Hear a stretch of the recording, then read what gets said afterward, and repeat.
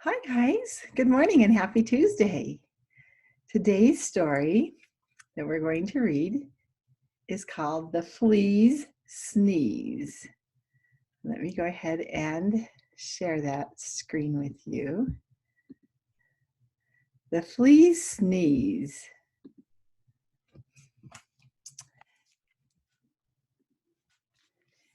This is written by Lynn Downey, illustrated by Carla Firehammer.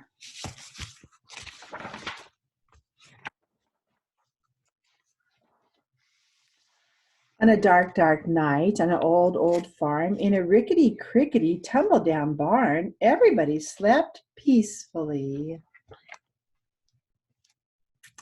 A rat, a cat, a black-eyed bat, a cow, an owl, a feathered fowl, a dog, a hog, an old barn frog. Everyone slept peacefully, but not the flea. No one heard him cough.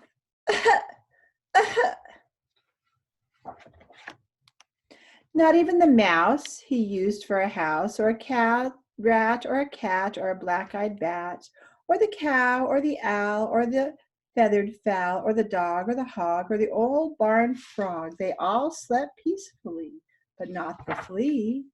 No one heard him sniffle, sniffle.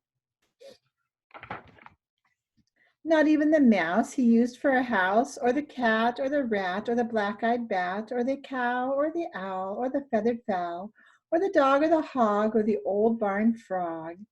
They all slept peacefully. No one heard his garbled plea. Does anybody have a tissue for me? Not even the mouse he used for a house, or the rat, or the cat, or the black-eyed bat, or the cow, or the owl, or the feathered fowl, or the dog, or the hog, or the old barn frog.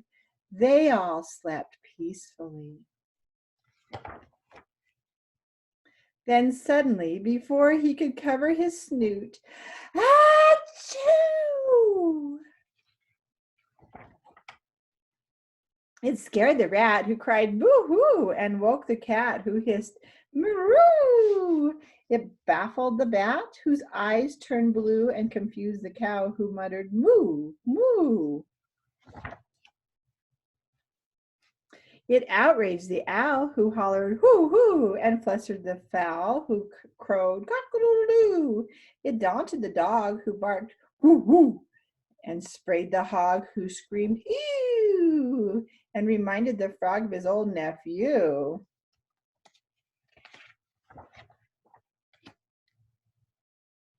But the mouse the flea used for a house kindly gave him a tissue. The flea wiped his nose, and before his eyes had even closed, he began to doze. For all the rest of that night, dark, dark night on the old, old farm in the rickety-crickety tumble-down barn, everybody slept peacefully. The flea and the mouse he used for a house, the rat and the cat and the black-eyed bat, the cow and the owl and the feathered fowl, even the dog and the old barn frog, everyone slept just like a log, except the hog. No one heard his garble wheeze. I think I got a sneeze. Oh no, and there he is, sneezing. Poor little guy. All right, let's stop that. That stopped, it is. Okay, stop sharing. All right, boys and girls, today and this week, we are going to practice writing some narrative writings of our own. And so this was a cute story about some animals in a barn. Now, I want you to tell me a story. You can use animals if you want to tell a story. They're always fun. In fact, you could even finish this story if you want. Tell me about what happened to the hog who was all of a sudden going to sneeze. Did he give his cold away to the other animals? You can make up your own story. So instead of doing an extra writing assignment today, I want you to do a longer, we won't even call it a journal because journals are about yourself, a longer narrative. And think of your own story and how what characters you're going to use. The characters in this one was, the main character kind of was the flea, wasn't he, when nobody was paying attention to him. So think about who your main character is going to be. Think about the setting where the story is going to take place, and tell me a story about what was the problem and what was the solution. Because in every good story narrative, there's a problem. Just like in this story, the flea's problem was that nobody was paying attention to him and he had a bad cold. And then finally, the mouse gave him a tissue that helped him feel like somebody cared.